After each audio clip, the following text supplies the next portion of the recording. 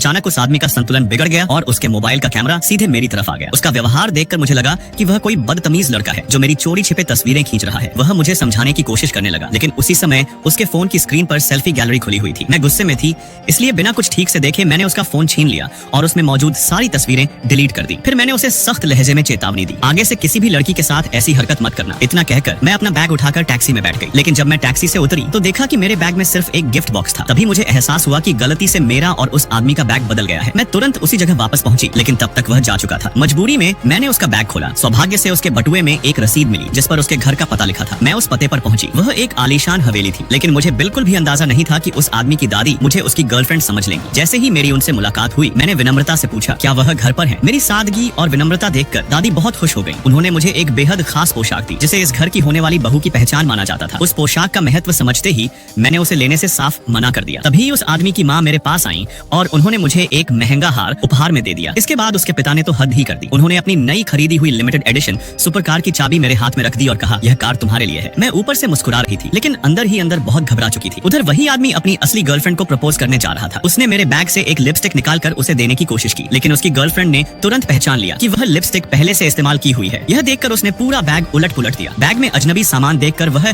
आदमी भी हैरान रह गया। उसकी गर्लफ्रेंड को लगा कि उसने उसे धोखा दिया है। गुस्से में उसने वही रिश्ता तोड़ दिया और उसे छोड़कर चली गई। तभी उस आदमी को एहसास हुआ कि गलती से उसका और मेरा बैग बदल गया है। उसी समय उसके पिता का फोन आया। उन्होंने कहा, तुरंत घर आओ और अपनी गर्लफ्रेंड के साथ समय बिताओ। यह सुनकर वह और भी उलझन में पड़ गया। उधर मैं पूरी रात बेचैन रही। मुझे समझ ही नहीं आ रहा था कि मैं एक अनजान परिवार की बहू कैसे बन गई। मैंने फैसला किया कि जैसे ही वह आदमी आएगा मैं उसके परिवार को पूरी सच्चाई बता दूंगी। कुछ देर बाद वह थका हुआ अपने कमरे में लौटा। उसे जरा भी अंदाजा नहीं था कि मैं भी उसी कमरे में मौजूद हूँ। सुबह जब हमारी आंख खुली तो हम दोनों आमने सामने थे। मैंने देखा कि मेरा सारा सामान सुरक्षित था तो मैंने राहत की सांस ली। उधर उसने भी देखा कि अपनी गर्लफ्रेंड के लिए खरीदा गया उपहार अभी भी बैग में सुरक्षित रखा हुआ है। यह देखकर वह भी खुश हो गया। मैंने तुरंत उसके परिवार से मिले सभी महंगे उपहार वापस कर दिए और उससे सारी गलतफहमियां दूर करने की कोशिश की, लेकिन उसके परिवार को लगा कि उसने मेरा दिल दुखाया है। उन्हें विश्वास हो गया कि मैं उससे नाराज हूँ और रिश्ता तोड़ना चाहती हूँ। फिर क्या था, उसके माता पिता उसी के सामने उसे डांटने लगे। जैसे ही मुझे मौका मिला मैंने ऑफिस जाने का बहाना बनाया और चुपचाप वहाँ से निकल गई। लेकिन उसके परिवार को लगा कि मैं सचमुच उससे नाराज होकर घर छोड़कर चली गई हूँ। गुस्से में उसकी दादी बोली, अगर तुम उसे वापस घर लेकर नहीं आए तो इस घर से तुम भी निकल जाओ। अब उसके पास कोई और रास्ता नहीं बचा था। वह तुरंत मुझे मनाने और वापस लाने के लिए